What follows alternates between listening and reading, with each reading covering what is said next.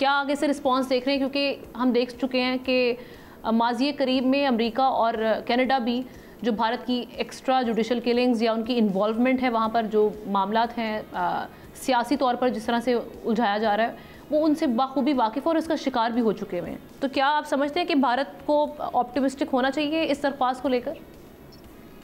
जी हाँ, देखिए अव्वल तो कुछ होगा नहीं। और अगर 6 जस्टिस को देखें, 2018 में ये बनी थी और लंदन में बनी थी, और उस वक्त जो थाउजेंड्स ऑफ सिख जो थे उन्होंने वहाँ पे जमा हो गए थे and demand was independent Khalistan की बात की थी। और उसके बाद उन्होंने कहा था सेकंड एक रेफरेंडम हम कराएंगे across Europe and north America, and subsequently referendum होगा इंडिया में और इंडियन पंजाब में, और इसके बाद है they will approach United nation कि एक इंडिपेंडेंट खालिस्तान के लिए वो इसके लिए इनको फैसिलिटेट करें। अब ये देखें कि 2000 इस पे जो गुरपतवंत सिंह पन्नू है, इस पे तो देखें एक अटेम्प्ट हुए, एक फाइल्ड अटेम्प्ट था, और जो स्टिंग ऑपरेशन यूनाइटेड नेशन ने FBI ने किया यूनाइटेड स्टेट्स के, तो उसमें उन्होंने सारे जो ताने बाने थे वो पकड़े गए। निखिल यादव जो बंदा था एक्चुअल जो हिटमैन जिसने हायर किए थे इनको असैसिनेट करने के लिए, हिटमैन को उसने $1 लाख भी दिए थे, वो सारे पकड़े गए हैं। तो एक प्लॉट इनके अगेंस्ट, इसकी लाइफ अपनी खुद स्टेक पे है। और ये वैसे भी हरदीप सिंह निज्जर का दोस्त भी था।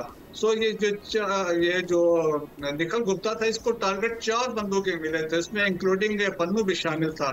लेकिन उससे पहले हरदीप की असैसिनेशन कनाडा में होती है। तो मेरे ख्याल में किसी सूरत में भी इस डेवलपमेंट के बाद, जिसमें इंडियन निखिल गुप्ता ने ये कहा कि वो इंडियन गवर्नमेंट से ऑर्डर्स ले रहे थे, इसका मतलब थे इंडियन रॉ से ऑर्डर्स ले रहे थे for the assassination of these 6 leader जो यूरोप में बैठे हुए थे, नॉर्थ अमेरिका में बैठे हुए थे। सो अमेरिकन ने इस पे एक्सटेंड लिया है। और पीछे जो इनके फॉर्मल जो नेशनल सिक्योरिटी एडवाइजर थे, तो वो रिकॉर्ड पे थे, तो उन्होंने कहा था कि हम अपने प्रिंसिपल्स पे कोई कंप्रोमाइज नहीं करेंगे, irrespective of the country, we will defend our principles। और हम तो मेरा ख्याल में ये कोई बनता नहीं है कि निखिल गुप्ता को इंडिया ने ऑलरेडी 2020 में डिक्लेयर कर दिया था एज ए टेररिस्ट, लेकिन अमेरिका नहीं लगता है कि इस तरह वो। लेकिन सर दुनिया वैसे अपने मफादात भी देखती है, और अमेरिका का और जो भारत के, हम ट्रम्प साहब के पहले टर्म्स देख चुके हैं मोदी साहब के साथ पिछले टर्म में, जिस तरह से उनके मामलात रहे हैं, कुर्बत रही है। आपको लगता है कि इस बार ऐसा कुछ हो सकता है कि वो वाकई इस दरख्वास्त को संजीदगी से लें? ट्रम्प साहब के मूड की, उनकी अनप्रेडिक्टेबल पर्सनैलिटी भी है हमारे सामने। जी, उस बात से मैं इत्तेफाक करता हूँ, वो ऐसा है। लेकिन जिस तरीके से वो डिसीजन दे रहे हैं, टैरिफ पे भी इंडिया के बारे में उन्होंने वाजे कर दिया, जितना इंडिया लगाएगा उस तरह वही हमारे टैरिफ्स होंगे, और सो एक्सटेंड वो है।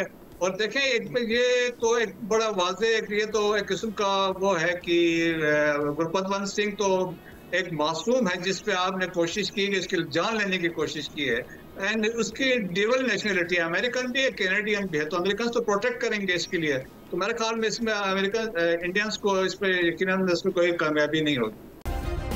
सब्सक्राइब करें और बेल दबाएं ताकि कोई खबर रह न जाए।